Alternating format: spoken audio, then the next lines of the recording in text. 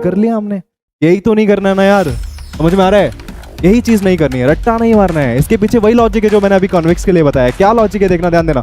ये जो पॉइंट है ये है अपना पॉइंट ऑफ इंसिडेंस, ये अपना पॉइंट ऑफ इंसिडेंस है यार। चलो लाइट जला लेते हैं ना, छोटी सी लाइट जल गई, ठीक है, दिखाई देने लगी चीजें। हेलो स्टूडेंट्स, क्या हाल है आप सबके?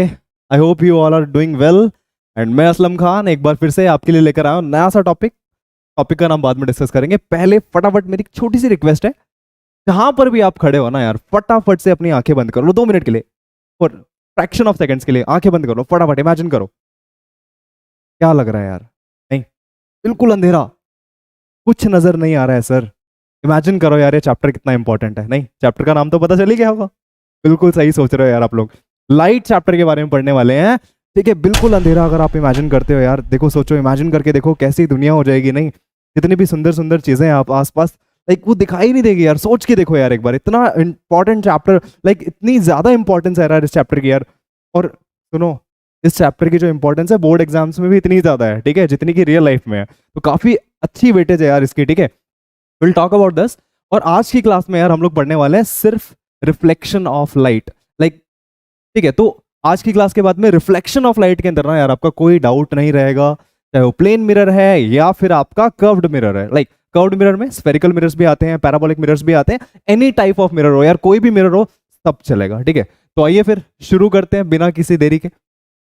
देखो यार इमेजिन करो, बैकग्राउंड में देखो, बैकग्राउंड में भी अंधेरा अंधेरा सर, डार्कनेस, पीछे भी डार्कनेस है। चलो लाइट जला लेते हैं ना, छोटी सी लाइट जल गई, ठीक है, दिखाई देने लगी चीजें। लाइट ही दिखाई दे रही है सर, बाकी चीजें दिखाई नहीं दे रही है, ठीक है, ध्यान देना। तो आपने कभी सोचा है कि चीजें हमें कैसे दिखाई देती है? लाइक लाइट अगर हम जैसे ही ऑन करते हैं तो सारी चीजें हमें दिखाई देने लगती है। विदाउट लाइट कुछ भी नहीं दिखाई देता, ठीक है। अंधेरे कमरे में आप चले जाओ, कुछ भी नजर नहीं आ रहा है। लेकिन लाइट जैसे ही एक ऐसा ऑब्जेक्ट, लाइक लाइट ऑन करते हैं, ऐसा ऑब्जेक्ट जो लाइट एमिट करता है, ऐसा अगर मुझे दिखाई देने लग जाए तो उसकी हेल्प से मुझे आसपास की चीजें दिखाई देने लगती है, ठीक है, फाइन। तो सबसे पहले हम लोग कुछ ऑब्जेक्ट्स की बात कर रहे थे। कुछ ऑब्जेक्ट्स ऐसे होते हैं जो लाइट एमिट करते हैं यार, लाइट एमिट करते हैं, ठीक है। और ऐसे ऑब्जेक्ट्स जो लाइट एमिट करते हैं उनको हम लोग क्या बोलते हैं? एग्जैक्टली ल्यूमिनस ऑब्जेक्ट्स यार, बहुत बढ़िया, ल्यूमिनस ऑब्जेक्ट्स, ठीक है। तो ल्यूमिनस ऑब्जेक्ट्स जो है अपनी लाइट खुद एमिट करते हैं, लेकिन कुछ ऑब्जेक्ट्स ऐसे भी होते हैं जो लाइट एमिट नहीं करते हैं। लाइक ये जो है बल्ब है, सन है, स्टार है, ये सारे के सारे ल्यूमिनस ऑब्जेक्ट्स है। लेकिन टेबल और चेयर की बात करूं तो नॉन ल्यूमिनस ऑब्जेक्ट्स है यार, नहीं करते हैं। क्या कभी आपने सोचा है नॉन ल्यूमिनस जो ऑब्जेक्ट्स हैं वो आपको कैसे दिखाई देते हैं? चलो ल्यूमिनस वाले ऑब्जेक्ट्स क्या करते हैं, अपनी लाइट खुद एमिट करते हैं, ठीक है। लाइट आती है, हमारी आंखों में एंटर करती है, सेंसेशन क्रिएट करती है और चीजें हमें दिखाई देने लगती है, हमें चीजें दिखाई देने लगती है, राइट। लेकिन जो नॉन ल्यूमिनस ऑब्जेक्ट्स है वो आपको कैसे दिखाई देते हैं? कभी आपने सोचा है? फिर से अंधेरा, देखो लाइट दोबारा से चली गई, तो जितनी भी चीजें आसपास मुझे कुछ भी दिखाई नहीं दे रही है। इमेजिन करना, मैं बताता हूं क्या रीजन है भाई। नॉन ल्यूमिनस ऑब्जेक्ट्स अगर हम मुझे दिखाई दे रहे हैं तो उसके पीछे क्या कारण है? कारण बड़ा छोटा सा है, कारण है रिफ्लेक्शन। रिफ्लेक्शन वो रीजन है जिसकी वजह से क्या होगा, आपको नॉन ल्यूमिनस ऑब्जेक्ट्स दिखाई देंगे, ठीक है। चलो एक काम करते हैं, अंधेरे कमरे में ले चलते हैं आपको फिर से दोबारा से, लेकिन विद अ टॉर्च। जैसे ऑन टॉर्च ऑन करोगे तो जितने भी नॉन ल्यूमिनस ऑब्जेक्ट्स है, जैसे लाइक बुक्स है, जो भी आपको नजर आ रहा है, सारी चीजें आपको नजर आने लगेगी। कभी आपने सोचा क्यों दिखाई देते हैं? Yes, reason is this reflection, ठीक है। तो आज इसी के बारे में हम लोग बात करेंगे पूरी क्लास में, फाइन। तो ऐसा क्या होता है रिफ्लेक्शन में? लाइट कैसे आती है? हमारी आंखों में लाइट जानी चाहिए बस चीजें देखने के लिए। तो होता है क्या है, जैसे ही आप टॉर्च ऑन करते हो अंधेरे कमरे में, तो जितने भी पार्टिकल्स है, चाहे वो डस्ट पार्टिकल्स है, बुक शेल्फ है, एनीथिंग, कुछ भी है, तो होता है क्या है बच्चे, जो टॉर्च है, टॉर्च से जो लाइट निकल रही है वो इन ऑब्जेक्ट्स के ऊपर जाती है और वहां से रिफ्लेक्ट होके हमारी आंखों के अंदर आती है, रिफ्लेक्ट होके हमारी आंखों के अंदर आती है, उसके बाद में हमें चीजें दिखाई देने लगती है। तो बड़ा छोटा सा रीजन है कि जितने भी नॉन ल्यूमिनस ऑब्जेक्ट्स है वो हमें कैसे दिखाई देते हैं भाई? सर बड़ा सिंपल सा है यार, ये तो लाइट गई, उसके ऊपर टकराई, वापस हमारी आंखों में एंटर कर रही है, तो हमें चीजें दिखाई देने लग गई। तो नॉन ल्यूमिनस ऑब्जेक्ट्स हमें कैसे दिखाई देते हैं? रिफ्लेक्शन ऑफ लाइट की वजह से। तो आज की क्लास में हम लोग इसी के बारे में बात करेंगे। थोड़ा ब्रीफ से करते हैं, थोड़ा स्टार्टिंग से करते हैं। चलो भाई, सबसे पहली चीज जो आप लोग सभी फैमिलियर हो इससे, ठीक है, प्लेन मिरर के बारे में हम लोग बात करते हैं। प्लेन मिरर से रिफ्लेक्शन किस तरह से होता है, थोड़ी बचपन वाली यादें ताजा कर लेते हैं यार। लो, रे आई, ठीक है, जिस पॉइंट पर आके टकराई, इस पॉइंट को हमने क्या बोला? Point of incidence. जिस पॉइंट पे आके टकराई इसको हमने बोला पॉइंट ऑफ इंसिडेंस। और यहां से टकराने के बाद में ऐसे चली जाएगी भाई, ऐसे चली गई, ठीक है। तो ये जो है, जो लाइट रे आ रही है, आती हुई रे को हमने क्या बोला, इंसिडेंट रे, जो आके स्ट्राइक करती है। Ray of light which strikes the mirror is called incident ray, and the ray of light which bounces from the surface after striking the surface is called reflected ray. इसको हमने reflected ray बोला, जो टकरा कर वापस जा रही है, ध्यान देना। और ये जो पॉइंट है जहां पर लाइट रे आके टकरा रही है, इस पॉइंट को हमने क्या बोला, पॉइंट ऑफ इंसिडेंस। और इन दोनों के बीच में एक और चीज होती है, क्या होती है, एग्जैक्टली नॉर्मल। बहुत बढ़िया। लेकिन नॉर्मल जो चीज है यार, हम लोग अपने कॉन्सेप्ट्स के लिए हम लोग बनाते हैं इजी करने के लिए। नॉर्मल इमेजिनरी होती है, एक्चुअल में एग्जिस्ट नहीं करती है, ठीक है। नॉर्मल जो है, it is not a ray, it is hypothetical line which is perpendicular to the mirror और perpendicular to the reflecting surface at the point of incidence. मतलब ये जो पॉइंट है, यहां पर आपको परपेंडिकुलर बनाना है यार, इस तरह से। समझ में आ रहा है क्या? मिरर के ऊपर परपेंडिकुलर बनाना है, लेकिन कौन से पॉइंट पे, पॉइंट ऑफ इंसिडेंस पे, ठीक है। तो what is normal, how will you define normal? Normal is a hypothetical line which is perpendicular to the mirror at the point of incidence. बहुत बढ़िया। ये देखो, ये छोटी सी और चीज डिस्कस करते हैं। ये क्या चीज है, फेमिलियर ना, एंगल आई। और सर ये सर एंगल आर। बहुत बढ़िया। क्या एंगल आई और एंगल आर के बीच में कोई छोटा सा रिलेशन याद है आप लोगों को? बिल्कुल सर, लॉज ऑफ रिफ्लेक्शन होते हैं। एंगल आई और एंगल आर आपस में इक्वल होते हैं। एंगल आई और एंगल आर आपस में इक्वल होते हैं। एंड ये वाला जो केस आप देख रहे हो, रिफ्लेक्शन का ये वाला जो केस है, इसको हम लोग बोलते हैं ऑब्लिक इंसिडेंस। क्या बोलते हैं? Oblique incidence. मतलब जो रे ऑफ लाइट है वो ऑब्लिक करके आती है, इन द सेंस एक पर्टिकुलर एंगल पे जाके मिरर को स्ट्राइक करती है। तो ये हमारा हो गया ऑब्लिक इंसिडेंस। डन। थोड़ा आगे बढ़ते हैं। अगर रे ऑफ लाइट जो है हमारी ऐसे आ रही है तो क्या होगा? लाइट रे अगर हमारी ऐसे आ रही तो क्या होगा? इस पर्टिकुलर इंसिडेंस को हम लोग क्या बोलते हैं?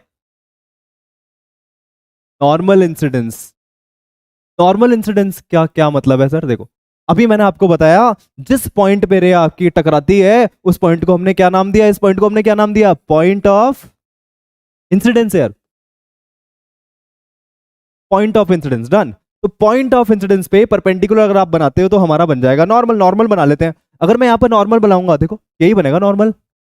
नॉर्मल खुद इस रे के आ रहे हैं, ये जो रे है इसी के ऊपर कोइंसाइड कर रहे हैं। तो कभी भी अगर ऐसा हो रहा है कि आपकी बच्चों जो इंसिडेंस रे है, ध्यान देना, इंसिडेंट रे जो है, अगर इंसिडेंट रे नॉर्मल के साथ साथ जा रही है, अलोंग द नॉर्मल जा रही है, तो उसको हमने क्या बोला? Normal incidence. ठीक है, simple. When the ray of light is incident along the normal, then the reflection is called normal incidence. और इस पर्टिकुलर एंगल में अगर मैं बात करता हूं एंगल आई की, तो एंगल आई की वैल्यू कितनी है? देखो जरा, एंगल आई, चलो एंगल आई एंगल आर फिर से देखते हैं एक बार। एंगल आई बनता किसके साथ है सर? नॉर्मल के साथ। कौन बनाता है? Incident ray. अब इमेजिन करो, छोटी छोटी चीजें इमेजिन करा देगा। आप लोग इमेजिन करोगे, क्या करोगे? ये आपके इंसिडेंट रे है, आप इसको थोड़ा इधर ले जाओ, एंगल आई कम हो गया यार, और इधर ले आओ, और कम हो गया सर, और इधर लाओ, और कम हो गया, इधर लाओ। एक अगर ये वाली जो रे है यहां से ऐसे आती तो एंगल आई कम हो जाता, और इधर कर देते और कम हो गया। अगर बिल्कुल नॉर्मल के साथ हो गया तो क्या हो गया? एंगल आई की वैल्यू 0 हो गई। ठीक है, तो इस पर्टिकुलर केस में एंगल आई और एंगल आर दोनों की वैल्यू कितनी होती है? 0। एंगल आर की वैल्यू भी 0 होगी, क्योंकि एंगल आई और एंगल आर आपस में हमेशा इक्वल होते हैं यार। तो रे अगर ऐसे आएगी ना, तो यहां से टकराने के बाद में वापस ऐसे जाएगी। I hope it's clear, right? आगे बढ़ते हैं। अब देखते हैं इमेज फॉर्मेशन की बातें, छोटी छोटी सी। ठीक है, अगर मान लो यहां पर कोई ऑब्जेक्ट पड़ा हुआ है, तो ये ऑब्जेक्ट ल्यूमिनस भी हो सकता है, नॉन ल्यूमिनस भी हो सकता है। ठीक है, अगर ल्यूमिनस है तो इसकी खुद की लाइट रेज बहुत सारी हर डायरेक्शन में निकलेगी, और अगर नॉन ल्यूमिनस है तो लाइट रेज किसी सोर्स से इसके ऊपर आके गिरेंगी, फिर रिफ्लेक्ट होके इस मिरर के ऊपर जाके स्ट्राइक करेगी। तो इमेज फॉर्मेशन कैसे होती है एक देखते हैं एक बार फटाफट जल्दी से। किसी भी ऑब्जेक्ट की इमेज फॉर्मेशन के लिए, किसी भी पॉइंट की इमेज फॉर्मेशन के लिए आप क्या करोगे? आप इस पॉइंट से सिर्फ और सिर्फ 2 रेज ले लो, कोई भी रेज ले लो भाई, चाहे वो ऑब्लिक इंसिडेंस वाली ले लो, नॉर्मल इंसिडेंस वाली ले लो, या फिर जैसी मर्जी, आपकी मर्जी है। ठीक है, तो मैं क्या कर रहा हूं, यहां से कुछ रेज ले रहा हूं। सबसे पहले मैं रे लेता हूं ये वाली, जो कि बिल्कुल परपेंडिकुलर जाके टकरा रही है ऐसे। इसके लिए एंगल आई की वैल्यू कितनी है? 0। तो ऐसे जाएगी तो वापस ऐसे आएगी यार। ठीक है, एंगल आई और एंगल आर दोनों की वैल्यू क्या है? 0 है, तो ऐसे आ गई। अच्छा, एक और रे ले लेते हैं। देखो यहां पर ले लेते हैं ऊपर की तरफ। ऊपर की तरफ अगर रे लेते हैं तो वो देखो सर, एंगल आई और एंगल आर आपस में इक्वल होना चाहिए। ये जो पॉइंट है यहां पर नॉर्मल बना देते हैं छोटा सा, ये बन गया नॉर्मल। तो फिर से क्या होगा यार, एंगल आई और एंगल आर की वैल्यू आपस में इक्वल हो जाएगी, तो रे जो है कुछ कुछ इस तरह से ऊपर की तरफ चली जाएगी। तो यहाँ क्या हुआ, एंगल आई और एंगल आर की वैल्यू आपस में इक्वल है, बस इस चीज को आपको ध्यान रखना है, राइट। तो ये वाली जो रे है वापस इधर आ गई, वो वाली रे इधर आ गई। अब ध्यान देना यार फटाफट, बहुत इंपॉर्टेंट चीज मैं आपको बताने जा रहा हूँ, देखना। इस ऑब्जेक्ट से जो रेज आ रही है रिफ्लेक्शन के बाद में, एक तो इधर निकल गई, एक ऊपर की तरफ। अब ध्यान देना, रिफ्लेक्शन के बाद वाली इन रेज को ध्यान देना, रिफ्लेक्टेड रेज के ऊपर ध्यान दो। क्या ये रेज कभी मिलेंगी? नहीं, नहीं ना, डाइवर्जिंग है सर। कभी भी अगर डाइवर्जिंग रेज हो रही है, ध्यान देना, कभी भी बच्चों अगर डाइवर्जिंग रेज आ रही है तो आपकी जो इमेज है ना, वर्चुअल इमेज बनेगी। कैसी इमेज बनेगी? वर्चुअल इमेज बनेगी। क्यों बनेगी? ऐसा लग रहा है जैसे ये वाली जो रेज है ना पीछे से कहीं आ रही है। ध्यान देना, एक्चुअली में क्या है, अगर आप मिरर के सामने खड़े होते हो, प्लेन मिरर के सामने खड़े होते हो, तो आपको क्या लगता है? मिरर के पीछे आपकी इमेज दिखाई देती है, रिफ्लेक्शन आपकी दिखाई देती है, लेकिन रियलिटी में वहां कुछ होता है क्या? नहीं होता यार, वहां कुछ नहीं होता है, ठीक है। हमें लगता है जैसे वहां पर कुछ है, सिर्फ लगता है। और अगर सिर्फ लगता है ना तो रियल इमेज नहीं है। कैसी इमेज है? वर्चुअल इमेज है। तो ये वाली जो रेज है ऐसा लग रहा है जैसे पीछे से आ रही है, ये वाली रे ऐसा लग रहा है सर ये पीछे से कहीं से आ रही है, ये वाली रे भी लग रहा है जैसे कहीं पीछे से कहीं आ रही है। ये पॉइंट, ये वाला पॉइंट जहां से ये वाली दोनों रेज आते हुए लगती है, this point is called image. अगर आपका ऑब्जेक्ट यहां पर ओ है तो इसकी इमेज ओ डैश यहां पर ये रही, ठीक है। तो इसी तरह से, जिस तरह से मैंने यहां पर एक पॉइंट की इमेज बनाई है, उसी तरह से आप एक्सटेंडेड ऑब्जेक्ट की इमेज भी बना सकते हो, ठीक है। अब यहां से एक छोटी सी बात मैं आपको बता देता हूं यार, देखना, ये एंगल आर तो ये वाला एंगल आर हो जाएगा, ठीक है, ये वाला एंगल आर हो जाएगा। और ये एंगल आई है तो ये वाला एंगल आई हो गया, ये वाला एंगल आई है तो ये वाला भी, लाइक एंगल आई और एंगल आर आपस में इक्वल होते हैं, ठीक है। तो एंगल आई, ये वाला एंगल और ये वाला एंगल इक्वल हो गया, ये दोनों के बीच में कॉमन हो गई, ये 90 डिग्री 90 डिग्री हो गई, ये वाला ट्राइंगल और ये वाला ट्राइंगल आपस में क्या हो गए? कॉन्ग्रुएंट हो गए। तो क्या होगा, अगर इस पॉइंट को अगर मैं पी ले लेता हूं तो OP and O dash P आपस में इक्वल है। इसका मतलब क्या हुआ कि ऑब्जेक्ट का जो डिस्टेंस है प्लेन मिरर के साथ में, वही इमेज का डिस्टेंस है प्लेन मिरर से पीछे, राइट। तो मतलब क्या होगा, the image is formed as far behind the mirror as the object in front of the mirror. समझ में आ रहा है? The distance of the object from the mirror and the distance of image from the mirror both are equal. Proof भी करते हैं हमने congruency से, छोटी सी बात है, ठीक है। एक्सटेंडेड ऑब्जेक्ट को रख के देखते हैं, चलो भाई। अगर आप एक्सटेंडेड ऑब्जेक्ट को रख के देखते हैं तो यहां से भी हम लोग इसी तरह से रेस ले सकते हैं। आपने चूज कर लो, ये वाली रे ऐसे चली जाएगी, ये वाली रे ऐसे चली जाएगी, लेकिन ये दोनों देखो, इसको देखो, इसको और इसको देखो ध्यान से यार, डाइवर्जिंग है। इसी तरह से नीचे भी दो रेस ले लो इस पॉइंट की इमेज बनाने के लिए, ये ऐसे आई, ये ऐसे आई, लेकिन अभी भी देखो इनको भी, ये भी डाइवर्जिंग है।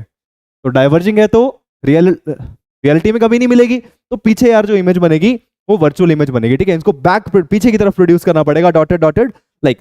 तो यहां पर आपकी इमेज बनती है, ठीक है। तो यहां पर जो इमेज बन रही है कैसी बन रही है भाई? वर्चुअल इमेज बन रही है बच्चों, वर्चुअल इमेज बन रही है और डायरेक्ट बन रही है, सीधी। ऑब्जेक्ट ऐसे सीधा है, वहां पर भी सीधा है, यहां पर सीधा है, यहां पर भी सीधा है। इमेज कैसी बन रही है? Virtual and erect. और साइज को देखो यार ध्यान से, साइज भी सेम है। तो इस पर्टिकुलर केस में ऑब्जेक्ट कैसी बन रही है? Virtual, erect and of same size as that of the object, as that of the object. जितना साइज ऑब्जेक्ट का उतनी साइज इमेज का, राइट। ये छोटी सी बातें हमने प्लेन मिरर के बारे में कर ली है, ठीक है। तो यार ये सारी चीजें तो हमें लाइक छोटी क्लासेस में भी बताई जाती है, खैर, बट आई होप मैंने थोड़ा एक ब्रीफ दे दिया आपको, ठीक है। तो आप बिल्कुल क्लियर हो गई है, ठीक है। चलो भाई आगे बढ़ते हैं, थोड़ा सा मिरर्स को चेंज करते हैं यार। Will talk about curved mirrors, जो 10th क्लास में इंपॉर्टेंट है, right. Curved mirrors, curved mirrors के अंदर दो मिरर्स आते हैं आपके, एक तो स्फेरिकल मिरर्स आते हैं, पैराबोलिक मिरर्स भी आते हैं। Will talk only about spherical mirrors. Spherical mirrors के अंदर दोबारा से कनकेव मिरर है एंड कन्वेक्स मिरर है, ठीक है। तो कनकेव मिरर आइडेंटिफाई करना है, कैसे आइडेंटिफाई करोगे भाई? ये वाला हाथ उठा लो, अरे राइट हैंड उठा लो ना यार, राइट हैंड उठाओ, हाँ ऐसे करो मेरे साथ साथ, चलो करो राइट हैंड। ये लो जी सर, राइट हैंड से जो मिरर बन रहा है ये वाला अंदर की तरफ, अगर लाइक रिफ्लेक्टिंग सरफेस या रिफ्रैक्टिंग सरफेस अंदर की तरफ है ना तो उसको कनकेव बोलते हैं, ध्यान देना। अगर आपका जो सरफेस है रिफ्लेक्टिंग सरफेस वो अंदर की तरफ ऐसे घुसा हुआ है, समझ में आ रहा है? अगर कर्व्ड इनवर्ड से, राइट, अंदर की तरफ है, धसा हुआ है, तो क्या बोलेंगे इसको यार? कनकेव मिरर, ठीक है। और देखो दूसरा वाला हाथ करो, लेफ्ट वाला करो जल्दी से, फटाफट लेफ्ट वाला हाथ करो। लेफ्ट वाला हाथ देखो, अब देखो लेफ्ट वाले के साथ में कोइंसाइड कर रही है क्या? बिल्कुल कर रही है। तो लेफ्ट वाले हैंड से जो मिरर बन रहा है वो क्या है? Convex mirror. अब आपका रिफ्लेक्टिंग सरफेस ये वाला है, बाहर वाला। अगर आपका रिफ्लेक्टिंग सरफेस बाहर की तरफ है ना यार, तो इसको हमने क्या बोला? Convex mirror. बड़ा ही आसान सा तरीका मैंने बता दिया। राइट हैंड से जो बनेगा कनकेव, लेफ्ट हैंड से जो बनेगा कन्वेक्स, दैट्स इट। तो भाई आज के बाद भूलना नहीं है। कनकेव मिरर के बारे में बात करते हैं। रिफ्लेक्शन, ये किस तरह से रिफ्लेक्शन करेगा इसकी बातें हम लोग करेंगे। तो पहली चीज, इनको स्फेरिकल मिरर्स क्यों बोला जाता है? ठीक है, पहला क्वेश्चन आता है, सर इनको स्फेरिकल मिरर्स क्यों बोल रहे हो आप? क्योंकि ये कनकेव मिरर जिस स्फेयर से बनाया गया है, ये किससे बनाया गया है? एक स्फेयर से बनाया गया है। क्यों? इसको कंप्लीट करो। Imagine, it can be supposed, इसको ऐसा माना जा सकता है कि ये एक बड़े से स्फेयर का पार्ट है, एक बड़े से स्फेयर का हिस्सा है। उस बड़े से स्फेयर का हिस्सा होने की वजह, लाइक स्फेयर का हिस्सा इसको कंसिडर किया जा सकता है, इसीलिए इसको स्फेरिकल मिरर बोला जाता है। ये स्फेयर का पार्ट है, समझ में आ रहा है? इसी तरह से ये जो कन्वेक्स मिरर है, ये भी क्या है? एक बड़े से स्फेयर का पार्ट है। डन। लेकिन अब ये सर रिफ्लेक्शन किस तरह से करते हैं आपको पता होगा। ये क्या करता है? कन्वर्ज करता है यार, और ये डाइवर्ज करता है। क्यों क्यों करता है कन्वर्ज या डाइवर्ज? छोटे छोटे टर्म्स में आपके साथ डिस्कस करना चाह रहा हूं, ध्यान देना। ये कनकेव मिरर जो है ना, कनकेव मिरर जिस बड़े से स्फेयर का पार्ट है, लाइक आप कंसिडर कर लो, बड़ा स्फेयर बना लो, पूरा सर्कल नहीं, स्फेयर की बात कर रहा हूं 3D में, ठीक है? उस बड़े से स्फेयर का पार्ट, जिस बड़े से स्फेयर का पार्ट है, उस बड़े से स्फेयर का एक सेंटर होगा।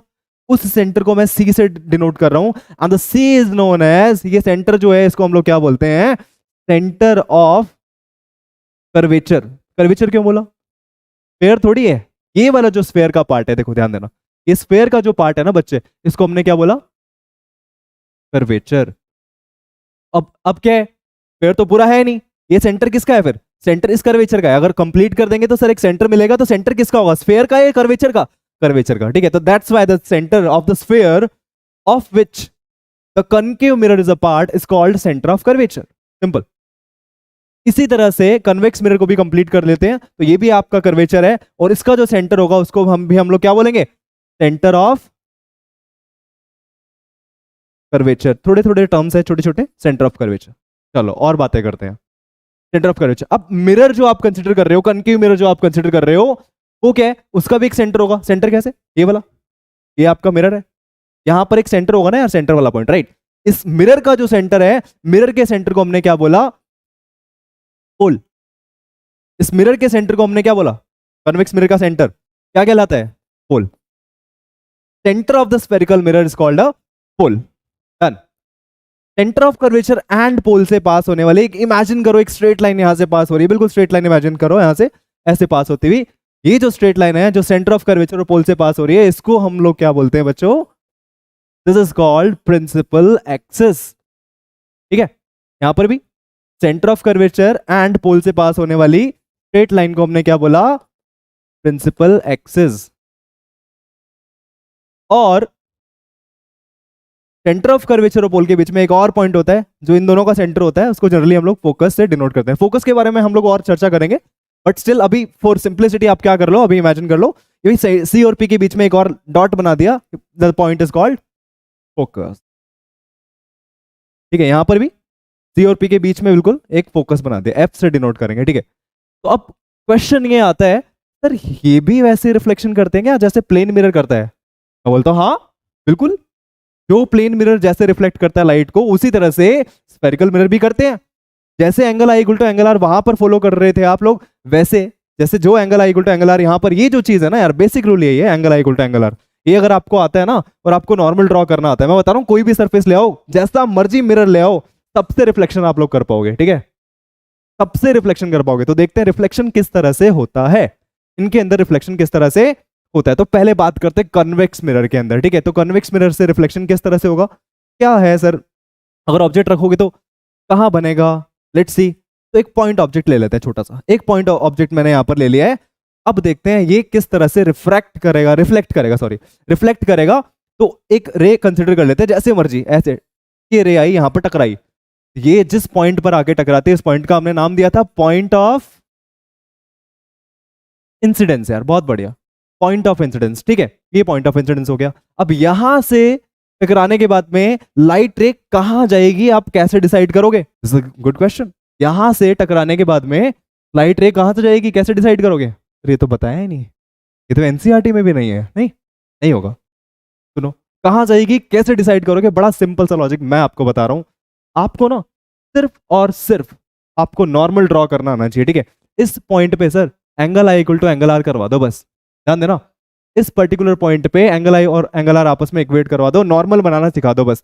नॉर्मल बनाने की मैं बता रहा हूँ सुपर ट्रिक, मैं आपको बता रहा हूँ क्या करना है यार। ये जो पॉइंट ऑफ इंसिडेंस है ना, इसको सिर्फ और सिर्फ सेंटर ऑफ कर्वेचर से ज्वाइन कर दो। क्यों सर, ऐसा क्यों करवा रहे हो? नॉर्मल ऐसे क्यों बनवा रहे हो हमसे? नॉर्मल ऐसे बनाने का छोटा सा रीजन है यार, मैथ्स में पढ़ा होगा। अगर देखो नॉर्मल यहां पर बनाना है इस पॉइंट पे, इस मिरर का छोटा सा पोर्शन कंसिडर करो, क्या ये टेंजेंट की तरह काम करेगा? ध्यान देना, ये जो है ये आपकी क्या हो गई, एक टेंजेंट की तरह काम कर रहा है। और टेंजेंट, टेंजेंट के परपेंडिकुलर कौन होता है? रेडियस। एग्जैक्टली तो ये जो रेडियस है ये टेंजेंट के परपेंडिकुलर होगा। और बाय चांस जो आपका नॉर्मल होता है वो भी सरफेस पे परपेंडिकुलर होता है। तो इस छोटे से सरफेस पे अगर आपको परपेंडिकुलर बनाना है तो आप क्या करोगे, आप टेंजेंट के ऊपर रेडियस बना दो, ऐसे रेडियस को एक्सटेंड कर दो बाहर की तरफ, तो सिंपली आपका नॉर्मल बन गया यार। क्या नॉर्मल बनाना आया? आ गया? चलो अब तो गेम ही खत्म हो गया। नॉर्मल बनाना सीख गए तो गेम खत्म। नॉर्मल कैसे बनाएंगे? सेंटर ऑफ कर्वेचर को पॉइंट ऑफ इंसिडेंस से ज्वाइन कर देंगे, स्ट्रेट एक्सटेंड कर देंगे, बन गया अपना नॉर्मल।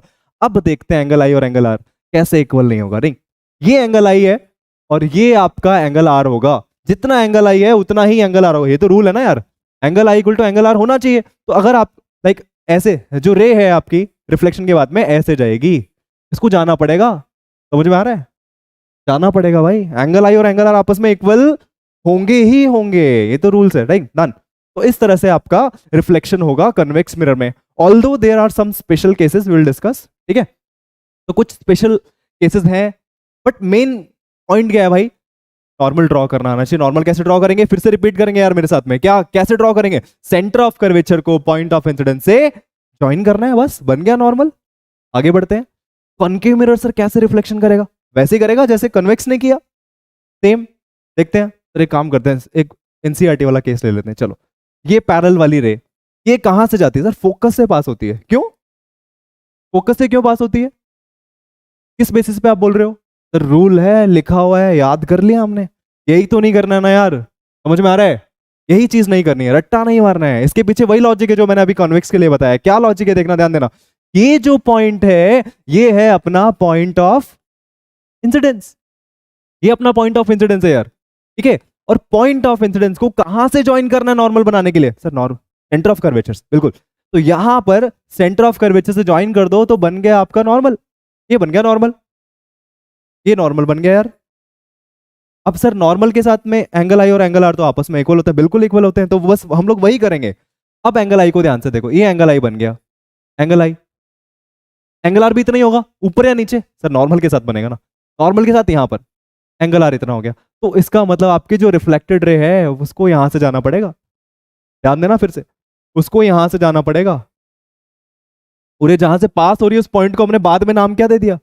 फोकस। फोकस तो बाद में है, समझ में आ रहा है यार? अगर रे, इंसिडेंट रे पैरेलल है, ऐसे किसके पैरेलल है? प्रिंसिपल एक्सिस के अगर पैरेलल है तो रिफ्लेक्शन के बाद में क्या होगा, वो बिल्कुल सी और पी के सेंटर से पास होती है, और सेंट्रल पॉइंट को हमने क्या नाम दे दिया?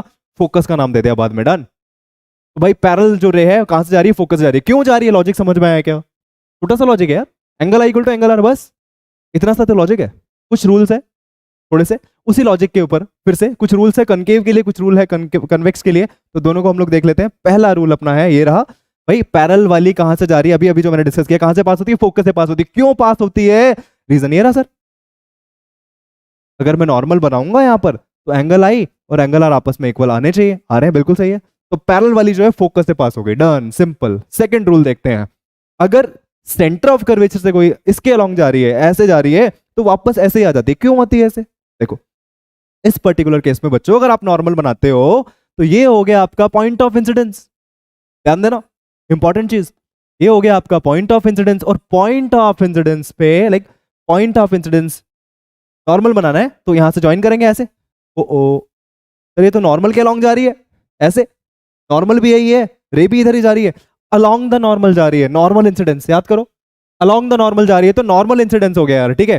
तो क्या हो रहा है, रे ऐसे जाएगी वापस ऐसे आएगी, क्योंकि अलोंग द नॉर्मल ये होता है, नॉर्मल के साथ जा रही है, इसका मतलब एंगल आई की वैल्यू कितनी है यहाँ पर? एंगल आई और एंगल आर कितने हैं? 0 डिग्री, ठीक है? जितना एंगल आई उतना एंगल आर, ऐसे जाएगी वापस आ जाएगी। सेकंड रूल ये हो गया। थर्ड रूल क्या है? फोकस से पास हो रही है, ध्यान देना, अगर रे आपकी कहां से पास हो रही है? फोकस से पास हो रही है। फोकस से पास हो रही है तो क्या होगा? रिफ्लेक्शन के बाद में ऐसे इधर पैरेलल हो जाएगी, ठीक है। क्यों? फिर से रीजन ये लो भाई, नॉर्मल बना दो, ये नॉर्मल बन गया सर, एंगल आई और एंगल आर आपस में इक्वल होंगे, इसलिए जो ऐसे आ रही है उसको ऐसे जाना पड़ेगा, बिल्कुल सही है। नेक्स्ट फाइनली, अगर पोल पे आके स्ट्राइक कर रही है तो क्या होगा? अगर आपकी इंसिडेंट रे इस तरह से पोल पे आके स्ट्राइक कर रही है तो वो ऐसे जाएगी। क्यों? अगर यहां पर आप नॉर्मल बनाओगे तो ये जो प्रिंसिपल एक्सिस है ना बच्चे, ये जो प्रिंसिपल एक्सिस है यही आपका नॉर्मल बन जाएगा, ठीक है। तो ये जो प्रिंसिपल एक्सिस है यही आपका नॉर्मल बन जाएगा, तो एंगल आई और एंगल आर इसी के साथ बना देंगे और आपस में इक्वल हो जाएंगे। तो ये जो 4 स्पेशल केसेस हैं और रूल्स, इन्हीं का हमें यूज करना है आगे रिफ्लेक्शन, मतलब इन्हीं रेस को हम लोग यूज कर लेंगे, क्योंकि इमेज फॉर्मेशन में हमें सिर्फ 2 रेस चाहिए होती है, इन 4 में से कोई भी 2 रेस ले लेंगे, ठीक है। I hope it's clear.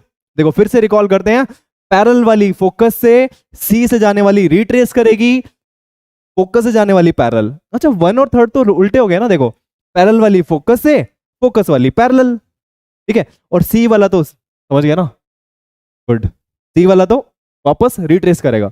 और लास्ट वाली जो 4 है, अगर पोल पे आके स्ट्राइक करते हो तो सिंपल प्लेन मिरर की तरह रिफ्लेक्शन होगा यार, सिंपल प्लेन मिरर की तरह रिफ्लेक्शन होने वाला है, डन। इसी तरह से कन्वेक्स के लिए भी हमारे पास 4 रूल्स है, ठीक है। कन्वेक्स के लिए भी हमारे पास 4 रूल्स है। तो किस तरह से होता है रिफ्लेक्शन कन्वेक्स में देखते हैं। पैरेलल वाली ऐसे जाती है, डाइवर्ज करती है, ऐसा लगता है जैसे फोकस से आ रही है। सर रीजन तो बताओ। वही रीजन है यार, छोटा सा बस। आप इस ये पॉइंट ऑफ इंसिडेंस है, अगर आप इसको नॉर्मल बनाओगे तो कैसे बनाओगे? सेंटर ऑफ कर्वेचर ज्वाइन करेंगे ना यार, सेंटर ऑफ कर्वेचर से ज्वाइन करते हुए लाइन बना दो, देखो ये बन गया नॉर्मल। और यहाँ पर एंगल आई और एंगल आर आपस में इक्वल होने चाहिए, तो पैरेलल वाली क्या होगा? ऊपर की तरफ जाएगी। और बाय चांस ऐसा होता है कि ऐसा लगता है जैसे कहां से आ रही हो, सेंट्रल पॉइंट, सेंट्रल पॉइंट बोले तो फोकस, ठीक है। तो फोकस से आती हुई लगती है यार। तो रूल नंबर 1 इसका है कि पैरेलल वाली ऐसे डाइवर्ज होती है such that it appears to come from focus, ठीक है। नेक्स्ट, सेंटर ऑफ कर्वेचर की तरफ जा रही है, अगर अलोंग सी जा रही है यार ऐसे, तो क्या होगा? ये तो नॉर्मल के अलोंग जा रही है सर, एंगल आई और एंगल आर इस केस में कितने हैं? एंगल आई और एंगल आर की वैल्यू कितनी है? 0 वैल्यू है। तो ऐसे जाएगी और ऐसे आ जाएगी वापस दोबारा से, उधर नहीं जाएगी, यहीं से रिफ्लेक्शन हो जाएगा, ठीक है। इसी तरह से थर्ड देखते हैं, अगर फोकस की तरफ जा रही है, अगर फोकस की तरफ जा रही है तो क्या होगा? इस तरह से रिफ्लेक्ट होगी। कैसे? It becomes parallel. फिर से मैं बोल रहा हूं 1 और 3 रिवर्स है, देखो पैरेलल है तो फोकस से आती हुई लगती है, और फोकस की तरफ जा रही है तो पैरेलल हो जाती है। तो 1 और 3 तो रिवर्स है, ठीक है। रूल नंबर 4 क्या है भाई? वही सेम, पोल पे आके स्ट्राइक करिए तो सिंपल प्लेन मिरर की तरह बिहेव करेगा यार, ठीक है। पोल पर अगर आके स्ट्राइक कर रही है तो सिंपल प्लेन मिरर की तरह बिहेव करेगा, ठीक है, done. I hope it's clear. Reflection समझ में आ गया यार, ठीक है सर। मिरर से रिफ्लेक्शन किस तरह से हो रहा है ये हमें समझ में आ गया, ठीक है। तो आज की क्लास का कंटेंट हम लोग यहीं तक रखते हैं। तो हमने क्या किया भाई? हमने क्या सीखा? रिफ्लेक्शन सीख लिया। किससे? स्फेरिकल मिरर से, कनकेव मिरर से, कन्वेक्स मिरर से। अगर लाइट रेज आ रही है तो आने के टकराने के बाद में कैसे जाएंगी ये हमने सीख लिया, ठीक है। तो आपको क्या करना है भाई? आपको यही वाले जो रिफ्लेक्टेड रेज है इनकी प्रैक्टिस करनी है। 2-2 3-3 बार आप लोग इनको ड्रॉ करके देखोगे, और नेक्स्ट क्लास में हम लोग सीखेंगे image formation by spherical mirrors. Concave mirror image कैसी बनाता है, कन्वेक्स मिरर इमेज कैसी बनाता है। तो see you in the next class. तब तक के लिए bye bye, take care, thank you.